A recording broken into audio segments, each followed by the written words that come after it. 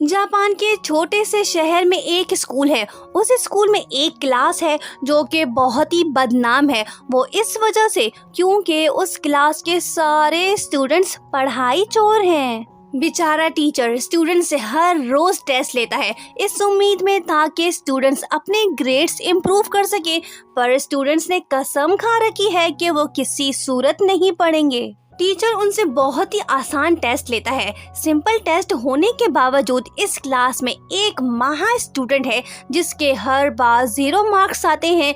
वो intelligent student है Ashoka. Teacher उसे रिजल्ट बताता है। वो कहती है कि टीचर, क्या 0 से नीचे मार्क्स नहीं आ सकते?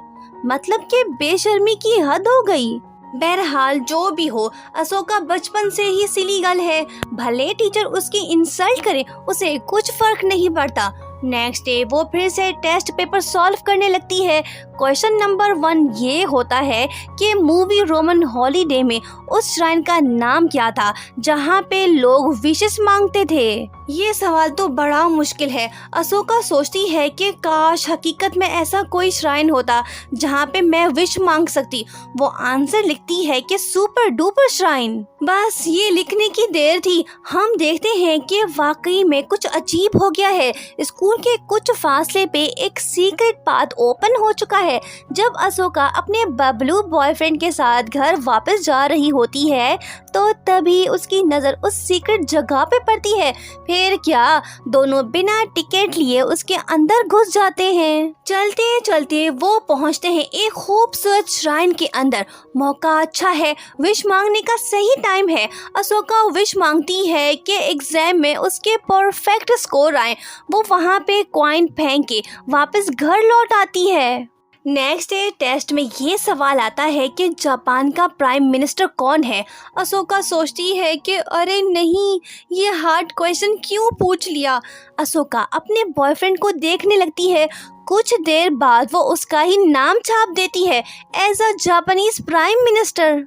स्कूल के बाद जब वो अपने घर लौट आती है तो वो अपने अम्मी अब्बू को लड़ते हुए देखती है। रूटीन की फाइटिंग देख देख के अशोका बोर हो चुकी है। उसकी मॉम अपने हस्बैंड से डिवोर्स चाहती है। पर यहाँ हम आपको बताते चलें कि अशोका का एक भाई भी है, पर वो सोशल फोबिया का शिकार है। वो एक ही रूम में पड़ा रहता है। हाई स्कूल एंट्रेंस एग्जाम में फेल होने के बाद उसने गिव अप कर लिया, पढ़ाई लिखाई छोड़ दी। लगता ऐसा है कि अशोका अपने भाई के ऊपर गई है, तभी उसके ग्रेड्स लो हैं। बहरहाल अशोका का बॉयफ्रेंड उसके लिए पिज्जा लेने जाता है। अशोका बेसब्री से उसका वेट करने लगती है। दूसरी तरफ जब टीचर के सामने अशोका का टेस्ट पेपर आता है तो वो अंधा हो जाता है। मतलब कि चमत्कार होता है।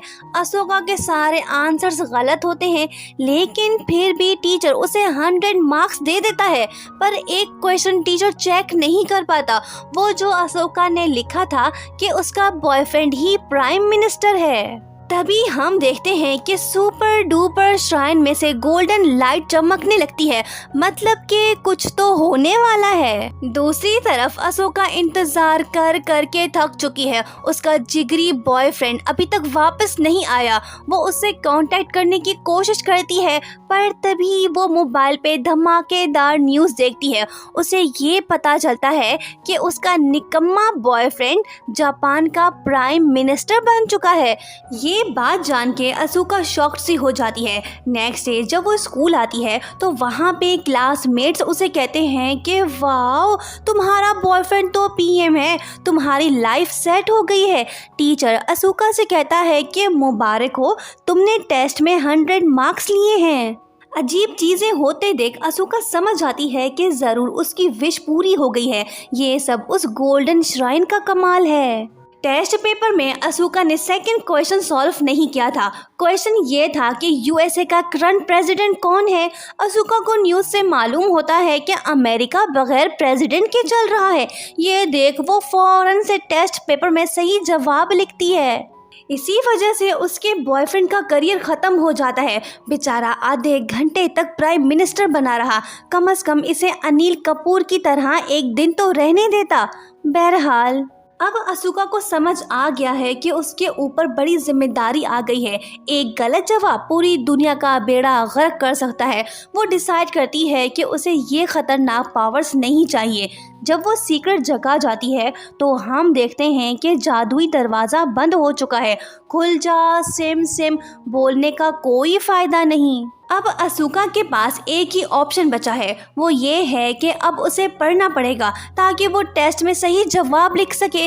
अगर वो नहीं पढ़ेगी तो दुनिया में बहुत गड़बड़ हो जाएगी। जादुई पावर्स का सही इस्तेमाल भी हो सकता है। असुका की फैमिली में बड़ी प्रॉब्लम चल रही है। उसकी मॉम का एक बॉयफ्रेंड है, मतलब कि किसी भी वक्त उसकी मॉम डिवोर्स लेके भाग सकती है। असुका अपनी फैमिली को बचाना चाहती है। नेक्स्ट डे टेस्ट में एक क्वेश्चन आता है कि कौन सा जापानीज एस्ट्रोनॉट आज मून पे जाने वाला है। ये क्वेश्चन पढ़ के असुका को आइडिया आता है। वो अपनी मॉम के बॉयफ्रेंड का नाम लिख देती है। प्रॉब्लम सॉल्व हो गई। उसकी मॉम अब अपने बॉयफ्रेंड से नहीं मिल पाएगी। उम्मीद खत्म होते ही मॉम का दिमाग ठिकाने पे आ जाता है। वो डिवोर्स नहीं लेती। घर का माहौल सेट हो जाता है, मतलब कि असुका ने अपनी फैमिली को बचा लिया। एक प्रॉब्लम तो सॉल्व हो गई, लेकिन एक और प्रॉब्लम है जो अभी सॉल्व करना बाकी है। असुका का भाई जिसने अपने आप को बेडरूम में बंद कर रखा है, वो उससे बात करने की कोशिश करती है, पर ब्रदर मिंग उसे कोई रिस्पॉन्स नहीं देता। उसके बाद असुका उसके दरवाजे के पास बैठ के स्टडीज करने लगती है ताकि उसके ब्रदर को मोटिवेशन मिल सके और वो बाहर आ पाए। कुछ दिन के बाद बिल आखिर भाई अपनी बहन से बात करने लगता है। वो मैथ प्रॉब्लम सॉल्व करने में अपनी सिस्टर की हेल्प करता है, पर वो बाहर नहीं आता। नेक्स्ट डे जब असुका के टेस्ट में 100 मार्क्स आते हैं तो वो ये बात जाके अपने भाई को बताती है और उसे कहती है कि मैंने हार्ड वर्किंग करके ये हासिल किया है। ये सुन के ब्रदर खुश होता है और उसे फाइनली रियलाइज़ होता है कि वो अपने आप के साथ नाइंसाफ़ी कर रहा है। उसी दिन जब असुका अपने मॉम डैड के साथ बैठी होती है तो तभी ब्रदर अपने रूम से बाहर आता है। ये तो चमत्कार हो गया।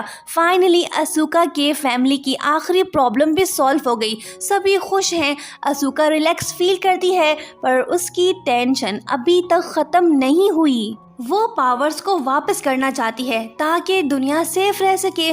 खुशकिस्मती से असुका के हाथ पुराना टेस्ट पेपर लगता है। जैसे ही वो उसे ग्लू से जोड़ती है तो तभी जादुई दरवाज़ा खुलता है। श्राइन के अंदर जाते ही असुका दुआ मांगती है कि उसके सुपर पावर्स डिसअपीयर हो जाएं। दुआ तो मांग ली, लेकिन कुछ भी चेंज नहीं हुआ।